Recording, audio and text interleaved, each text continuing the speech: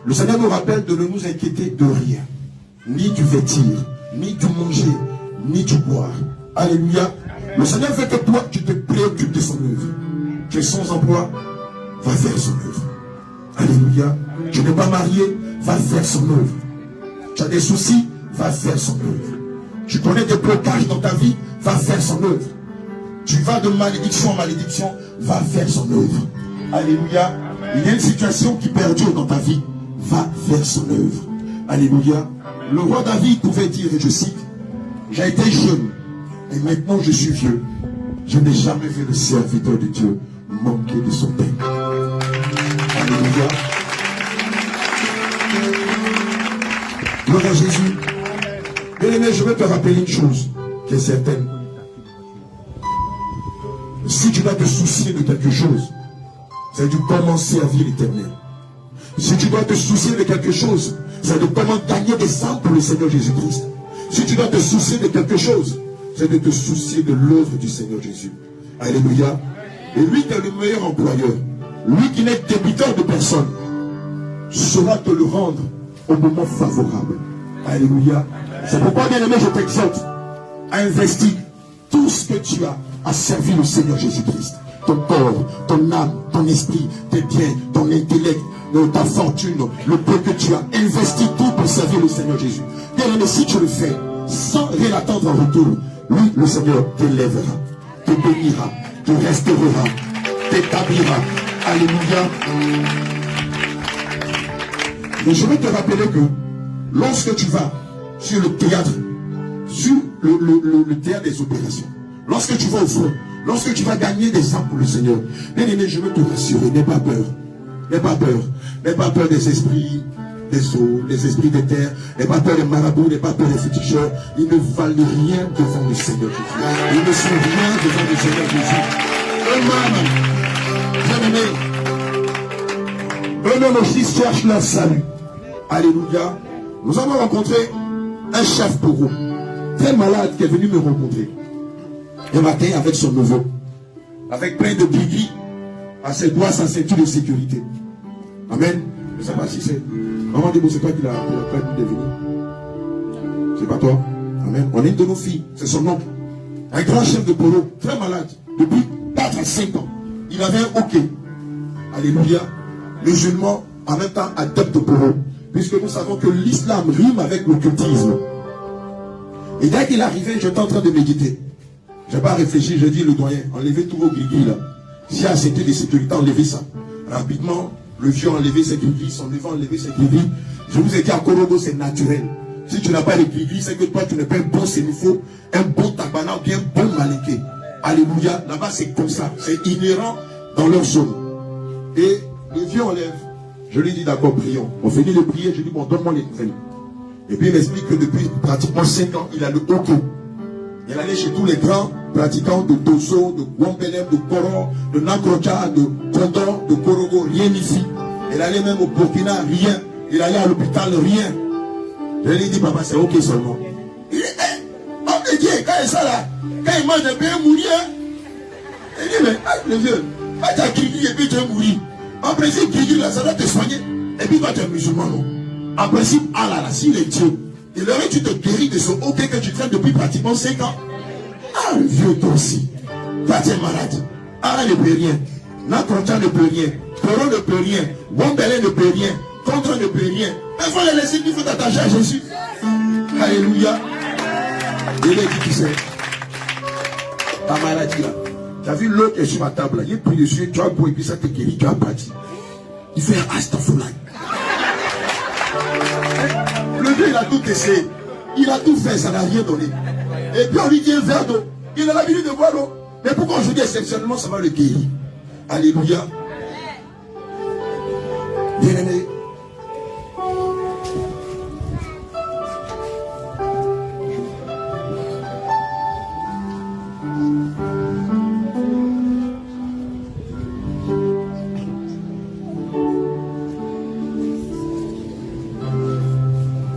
Bien-aimé.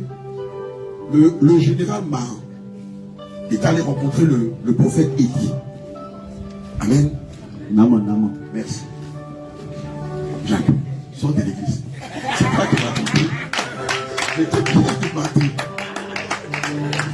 Alléluia. Le général Ma, c'est ça non?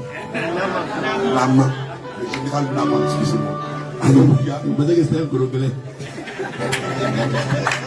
J'étais bien demandé. Gorogolais, ça m'a changé un peu. Il y a trop de noms du là-bas. Alléluia. Le général Nama est allé voir le prophète Élie, impulsé par une jeune israélienne qui travaillait chez lui.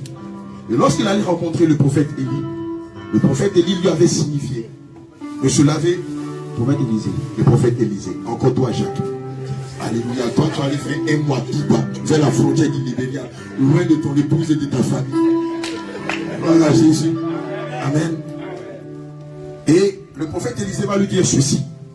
Tu vois le lac de Jourdain. Tu vas aller te laver 7 fois dans cette eau. Et quand tu ressortiras, tu seras guéri. Le général sort de là découragé. Il dit à son intendant, mais ce prophète est qui? Moi, un haut général de ma trempe, de mon niveau, de mon rang. Ce prophète-là me dit d'aller me laver 7 fois dans cette eau sale-là. Et son intendant va lui dire, maître, si tu avais demandé quelque chose de plus difficile, j'aurais trouvé qu'il est difficile. Pour ma part, je trouve que ce qu'il te demande est très aisé. C'est vrai que cette eau est très sale. Il ne t'a pas demandé un centime. D'ailleurs, même tu as voulu lui faire des cadeaux, il a refusé. Mais fais-le et on verra. Amen. Et nous savons tous que lorsque ce général est rentré dans cette eau 7 fois qu'il est sorti, il était complètement guéri de la lèpre. Alléluia. Lorsque j'ai dit à ce vieux, cette eau te guérira, je lui ai dit, est-ce simplement la foi? Est-ce simplement la foi que tu verras? Je l'ai dit, il m'a dit, ok. J'ai prié sur le verre d'eau. Il a bu goulûment le verre d'eau. Il m'a dit, homme de Dieu, la maladie que j'ai là, c'est quand je mange net, le hoquet vient. Et si je ne fais pas attention, je meurs ou je tombe dans les femmes. J'ai dit, papa, va. Prends le numéro du pasteur Paul. Et puis tu m'appelles. Et puis maman Christiane a dit, non. Tout près n'est pas loin. Attends. Maman Christiane, elle dit, j'ai préparé.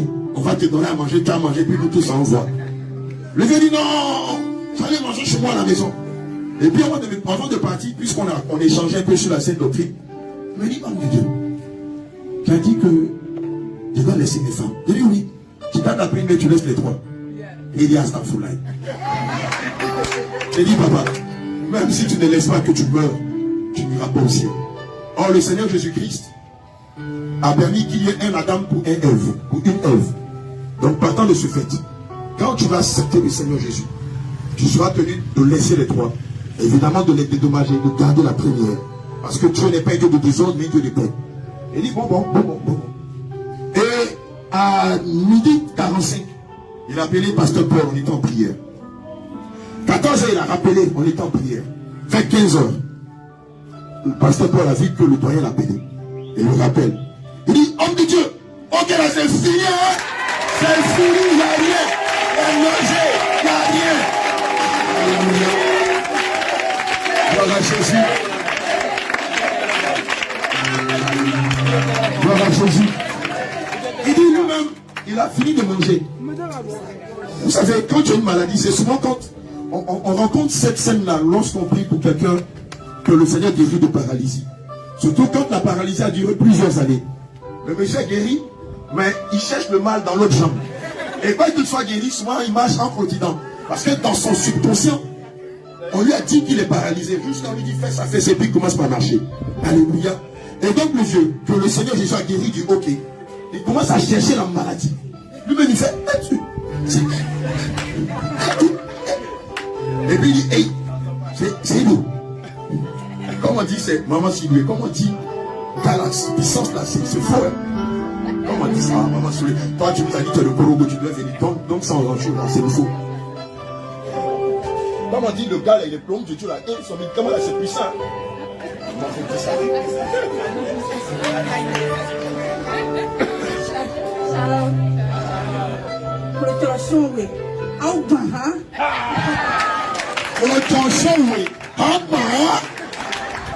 Alléluia. Voilà Jésus, le doyen nous a appelé, il n'a pas arrêté de nous bénir. On lui a dit, papa, maintenant que le Seigneur t'a béni, peu moins, on a dit que si le Seigneur te guérissait, tu allais donner ta vie à Jésus. Donc fais-tu à venir. Alléluia. Et c'est comme ça que le Seigneur a guéri plusieurs. On se baladait, le prophète Élie Stéphane, le jeune prophète Élie Stéphane, on était en train de chercher je ne sais pas quoi dans Korogo. Et puis je suis tombé sur une jeune demoiselle qui était devant un magasin qui était paralysée. Et puis on a garé, on les a salués. Et je lui ai demandé, mais ma fille, tu as quoi? Elle dit, ah, depuis le mois de janvier, j'étais sur ma moto, je roulais ma moto, et un cabri blanc est sorti d'une coupe, brusquement devant moi. Je n'ai pas eu le temps de freiner que je suis tombé. Et je suis tombé sur la moto est tombée sur une partie de ma jambe, ça s'est cassé. Et depuis janvier, jusqu'à ce que nous la rencontrions, il y avait non seulement du fer dans sa jambe, mais elle souffrait de douleur. Mais dans la douleur là, elle a porté sexy. Je lui ai dit, toi tu n'as pas habitué de toi. Tes jambes sont cassées, puis tu as mis sexy dans la jambe cassée. Pourquoi? Elle dit, ah papa. Elle dit, d'accord. Je lui ai dit, est-ce que tu sais que Jésus peut te guérir? Elle est musulmane, je ne sais pas. Elle dit, oui, je sais que Jésus peut me guérir. J'ai dit, ok. Si le Seigneur te guérit, qu'est-ce que tu es prêt à faire pour lui? Elle dit, à lui donner ma vie, bien entendu. Puis si quelqu'un te fait sortir d'un danger, évidemment, tu te dois de lui être reconnaissant. J'ai dit, tu as dit, hein? J'ai dit, ok, d'accord. J'ai dit, commence par te repentir. Elle me demande de repentir là, c'est quoi? J'ai dit, c'est ça, vous les musulmans, là. Il n'y a pas de repentance dans le Coran. Alléluia. Ce sont tous vierges. C'est pour ça que les vieux là se pressent. Voilà un métier dans la Mecque, lapider Satan, tirer la langue sur le charbon noir, passant qu'ils vont trouver, ce sont tous vierges au paradis. Alléluia. Et puis, elle demande pardon, évidemment. Elle me dit, mais la repentance, t'en fais ça comment? J'ai dit, tu dis à haute voix tout le mal que tu as fait. Et donc, ces petites sœurs-là fait ça. Tiens, il a volé le mari des gens. Elle dit ça là, c'est pas bon. J'ai dit, il faut dire. En le disant là, tu humilies Satan. Et c'est comme ça que de fil en aiguille, elle se répand. Toutes ces soeurs sont là. Et de l'autre côté, c'est la rue. Tout le quartier nous regarde. C'est là, les pasteurs de Koro, là. On voit. Donc tout le monde. Et puis ça fait comme si on ne voit pas. Et puis ça nous regarde en se lamaillant, on connaît. Et puis elle finit de se repentir. On l'amène à accepter Christ. Et juste après, on prie sur ses jambes. Après la prière, le Seigneur me dit, enlève tes mains. Dès que j'enlève mes mains, elle est là, elle veut se lever. Je dis, lève-toi. Je dis, lève-toi. Elle se lève, elle bouge les jambes. Elle dit, hey, la douleur, Jésus. Tout le quartier, Jésus. Musulmans, athées, chrétiens, tout le monde. Jésus.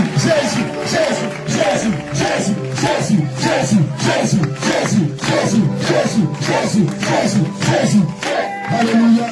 Même les musulmans qui nous regardaient, tout le monde a commencé à crier le nom de Jésus. Alléluia. Elle ne croyait pas.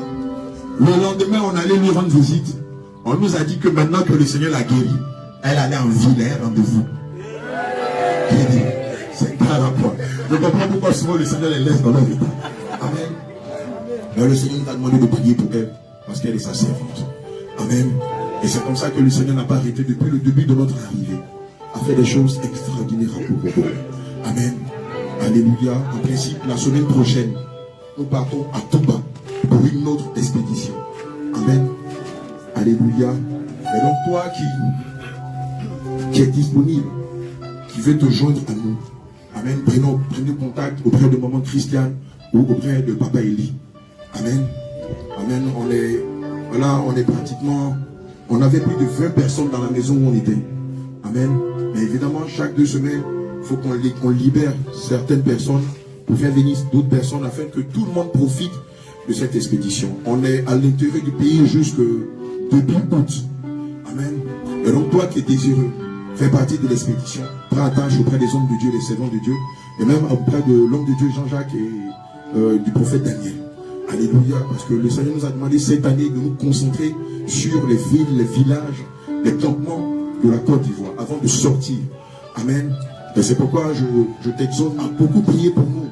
Parce que, vous savez, tant que vous n'êtes pas sur le terrain, vous ne pouvez pas comprendre Christ. Tant que vous êtes assis à la maison avec vos dons, vos talents, vous ne pouvez pas voir la puissance de Dieu se manifestant en vous. Or, le Seigneur veut se glorifier au travers des dons et des talents qu'il vous a donnés. Alléluia. C'est pourquoi, mon bien-aimé, je t'exhorte à te joindre à nous et à participer à ce moment. Mais je ne vais pas te mentir, c'est un moment de brisement pour beaucoup. Parce que vous savez, le vivre ensemble, ça nous permet de découvrir les qualités et les défauts de chacun de vous. Évidemment, pendant ce périple, nous avons découvert beaucoup de choses dans la vie de plusieurs. amen, qui se taguent d'être chrétiens, mais qui ont une vie de paresse, qui ont une vie de duplicité, qui n'ont pas de vie de prière, qui n'ont pas de vie de jeûne, qui préfèrent passer leur temps à manger, à dormir. Amen. Donc, avant de nous rejoindre, il faut commencer à épurer tout ça déjà de toi. Parce que quand tu vas arriver là-bas, tu vas apprécier. Tu seras brisé. Amen. Parce que c'est ça aussi servir le Seigneur Jésus-Christ. Le brisement. Amen. C'est pourquoi je t'exhorte à ne pas rester sur place. Nous sommes là-bas pendant 3 mois et demi. Amen. Donc, arrange-toi pour que tu fasses partie de cette expédition. Et vous savez, lorsque vous servez le Seigneur Jésus-Christ et que vous le faites d'un cœur pur, de façon désintéressée, le Seigneur bénit. Le Seigneur Jésus bénit. Alléluia. Amen. Nous avons plusieurs témoignages de grâce, de bénédiction, d'emploi et beaucoup de choses que les bien-aimés ont reçues de la part du Seigneur pendant les évangélisations.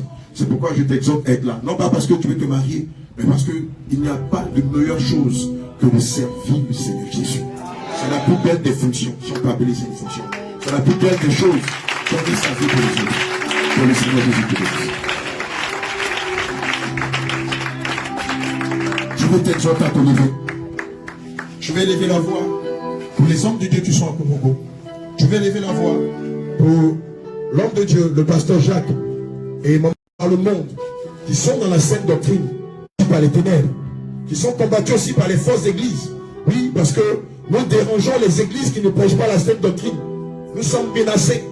On interdit même les brebis de nous approcher, sous prétexte qu'on est dangereux. Mais comment quelqu'un qui peut parler de Jésus peut être dangereux pour son contemporain? Alléluia. Mais on est dangereux parce que le Seigneur par nous est en train d'ouvrir les yeux des brebis du monde entier. Aujourd'hui, beaucoup d'enfants de Dieu, quand ils rentrent sur nos chaînes, écoutent nos enseignements, commencent à comprendre quelle est la vérité, quel est ce que le Seigneur attend d'eux. Et c'est ce qui dérange les faux pasteurs. Et c'est pourquoi ils nous combattent. Et si ce n'est pas mystiquement qu'ils le font, c'est physiquement qu'ils tentent de nous menacer et de nous arracher la vie. C'est pourquoi, mon bien-aimé, je vais élever la voix comme un seul homme. Élever la voix pour pasteur Jacques, un homme en France, pour maman Péniel, pour papa Élie, pour maman Christiane, pour l'apôtre Élisée, pour l'apôtre Jean-Jacques Michel. Je vais élever la voix pour tous ces hommes de Dieu qui ont abandonné famille, enfants, qui ont tout abandonné, qui sont dans les villages, qui sont dans les campagnes, qui sont dans les villes et qui crient répentez-vous, les temps sont finis. Qui crient répentez-vous, changez de vous, changez de vie, attachez-vous au Seigneur Jésus-Christ. Attachez-vous de tout cœur, de toute force. Prie, élève la voix et demande au Seigneur de les préserver. Élève la voix et demande au Seigneur de les garder dans le clou de ses mains. Élève la voix et demande au Seigneur Jésus de les garder. Élève la voix et demande au Seigneur de les séparer de tout ce que l'ennemi est en train de faire contre eux. Oui, bien aimé, lorsque tu vas à l'évangélisation, c'est une guerre que tu déclares contre les ténèbres. Lorsque tu vas à l'évangélisation, c'est une guerre que tu déclares à Lucifer et son royaume. C'est pourquoi je te prie de lever la voix et de confier tous ces hommes, toutes ces femmes qui ont tout abandonné pour servir le Seigneur entre ses mains, afin que tout cela soit préservé et revienne sain sauf du combat. Pour cette nation, qui m'a condamné ma paix chanter. Oui, tu fais tellement de choses pour cette nation, qui m'a condamné ma paix chanter. Oh mon Jésus, mon adoration, mon adoration, mon adoration. Oh, Adonai, reçois mon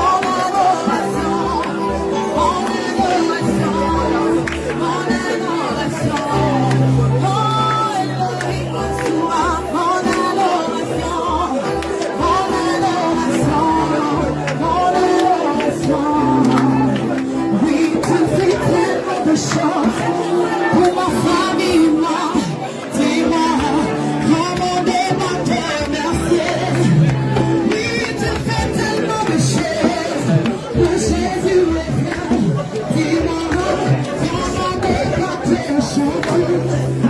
Oui, tu fais tellement de choses, pour Jésus est bien. Dis-moi, comment débattre, merci. Oui, tu fais tellement de choses pour la famille, dis-moi, comment ne pas te chanter. Oh mon Jésus, reçois. Alléluia. Je vais encore prier. Amen. Pour ceux-là qui sont au front, pour ceux-là qui ont abandonné famille, femmes, enfants, biens, et qui se retrouvent dans des endroits répétés, dans des endroits difficiles. Amen. Où souvent on est 5-6 dans une même chambre. Alléluia. Où il n'y a pas de commodité. Tu n'es pas chez toi. Donc tu ne peux pas demander à dormir seul où il n'y a pas la clim, il n'y a pas le ventilateur. Amen. Tout dernièrement, je crois que c'était la semaine dernière, pendant que les servants de Dieu étaient en train de prier, et étaient en train d'intercéder vers 2 h du matin. On peut emmener mon téléphone. On a un serpent qui est rentré dans la maison. Alléluia. Et là où Esther, la servante de Dieu Esther de Yahou, était assise, il y a un serpent, je vous montre la photo, qui était juste à côté d'elle. Elle a juste eu le temps de se retourner qu'elle a vu le serpent. Amen. Et quand elle a dit un serpent, les hommes de Dieu qui étaient en train de prier aussi. Voilà. C'est ça. Regardez la taille du serpent. Amen. Nous c'était la grâce de Dieu. Le serpent la mordait. Voilà, tu fais passer comme ça, tout le monde va voir. Amen. Dans les affaires de maman Christiane, elle est en train de déballer ses affaires. Quand elle a ouvert le sachet, elle a fait sortir un premier lot d'affaires. Il y avait un scorpion dans son sac. Or, c'est avec ce sac-là qu'elle a quitté pas ça. Et le sac est hermétiquement fermé par une fermeture claire. Et on ne sait pas comment un scorpion a pu rentrer dans le sac. Si ce n'est pas le mysticisme, comment un scorpion peut rentrer dans un sac qui est hermétiquement fermé. Alléluia. Une nuit, on était quitté à la prière. Elle rentre à côté de son lit, voici un scorpion. Alléluia. Alors nous savons que les serpents et les scorpions sont le symbole phare du satanisme. Amen. C'est pourquoi tu vas élever la voix. Amen. La parole de Dieu dit que toute âme forgée contre de nul est sans effet. Et Isaïe 7 dit que cela n'aura pas lieu, cela n'aura pas de l'effet. Et sur la base de ces 2 passages, bien aimé, tu vas élever la voix et annuler le programme de l'ennemi contre les hommes de Dieu, contre les sermons de Dieu, contre l'expédition, contre ce programme de croisade. La voix et annule le programme de l'ennemi contre vous. Élève la voix et annule le projet. L'ennemi est en train de fondre.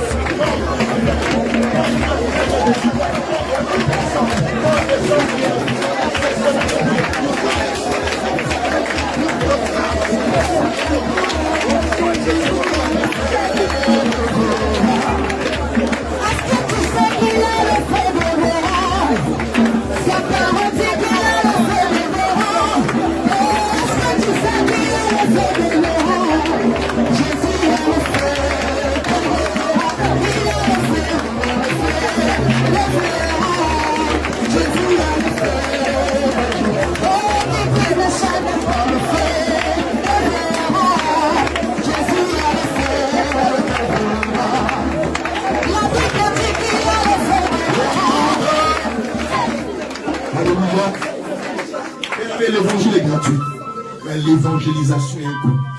Bien-aimé, c'est honoreux ce que nous sommes en train de faire. Alléluia, ça nécessite beaucoup de fonds. Amen. Et c'est pourquoi tu vas demander au Seigneur Jésus-Christ, tel il a nourri Élie dans le désert, en suscitant des corbeaux pour lui donner à manger et à boire. Que le Seigneur Jésus suscite des âmes bienveillantes qui vont soutenir l'œuvre, qui vont soutenir cette expédition. Bien-aimé, on a besoin des carburants.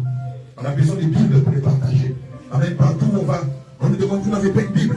Vous n'avez pas une Bible à nous offrir. On a besoin de Bible pour écouter la parole de Dieu, pour la méditer, pour rentrer dans ses profondeurs. Amen. On a besoin de manger. Oui, on ne jeûne pas tous les jours. Le jeûne, ce n'est pas 24 heures sur 24. Dans des moments, on a besoin de prendre des forces. Alléluia. Souvent même, on prend des remontants, des cachets parce qu'on est fatigué. Amen. Le travail est honoreux. Le Seigneur pouvait dire que la moisson est grande, mais il y a peu d'ouvriers. Alléluia. Je vais demander au Seigneur qui a suscité des corbeaux pour nous guérir. Que le Seigneur Jésus se charge de nous envoyer des moyens financiers, de nous envoyer des Bibles, de nous soutenir par tous les moyens. Alléluia. Élève la voix et demande au Seigneur Jésus-Christ de soutenir son œuvre afin qu'elle s'arrête. Tu es celui qui donne la faiblesse. Toi qui as suscité des combats pour nous guérir. Seigneur, fais la même. Cet esprit de Dieu fait de même pour nous. Adonai, nous élevons la voix vers nous. Et nous faire de même.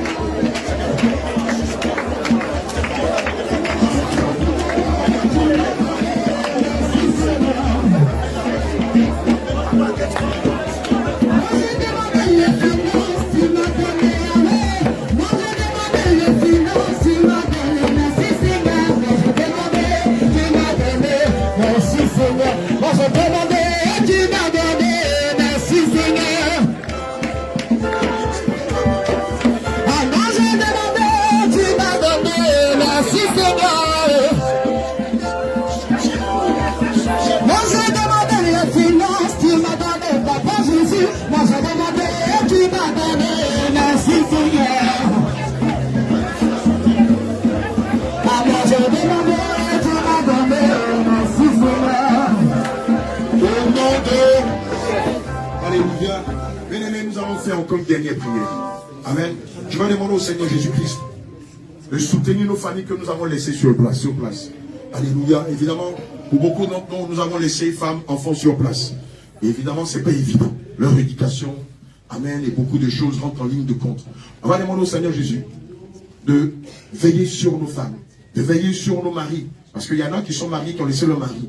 De veiller sur nos enfants, de prendre soin d'encadrer et d'éduquer nos enfants. Puisque nous savons que naturellement, l'éducation d'un enfant implique un père et une mère. Et souvent, quand on n'est pas là, nos enfants sont un peu livrés à eux-mêmes. Amen. On va demander au Seigneur d'être ce père et d'être cette mère pour nos enfants, de veiller sur nos familles respectives. Au nom de Jésus, lève la voix et prière. Seigneur Jésus, souvenez de nos familles.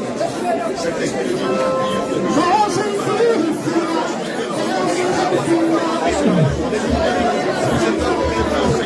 de séparer la mère de prions cet esprit de Dieu, de veiller sur nous, et de les épargner le plus que l'ennemi pouvait faire. Seigneur, notre absence. Seigneur,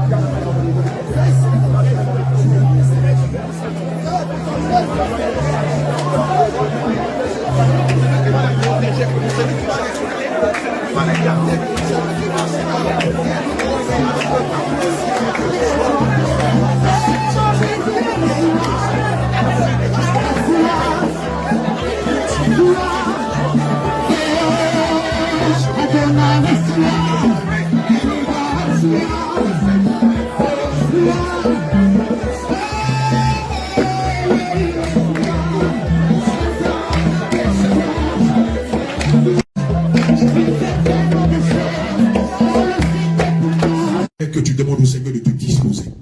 Amen. De disposer tes sens spirituels afin de pouvoir nourrir, afin de pouvoir être nourri à cette nourriture solide que tu auras tout à l'heure. Alléluia. Nous savons que l'âme a besoin de la parole de Dieu. C'est pourquoi tu vas répéter cette prière après moi. Seigneur Jésus, mon âme a soif de toi. C'est pourquoi je te prie d'utiliser ton serviteur, le prophète Daniel, afin de nourrir mon âme par ta parole, par ta science et par ta connaissance. Seigneur Jésus, dispose mes sens spirituels. Dispose mes sens spirituels afin de recevoir de ta part ce que tu as prévu pour moi en ces jours. Prépare mon cœur afin de recevoir cet enseignement.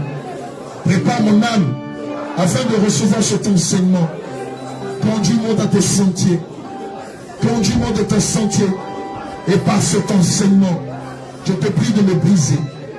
Par cet enseignement, je te prie de faire tomber le mur de l'ignorance. Par cet enseignement, je te prie de m'amener à la soumission de ta parole. Mets ta parole dans la bouche de ton serviteur. Mets ton onction dans les mains de ton serviteur. Mets ton autorité en lui.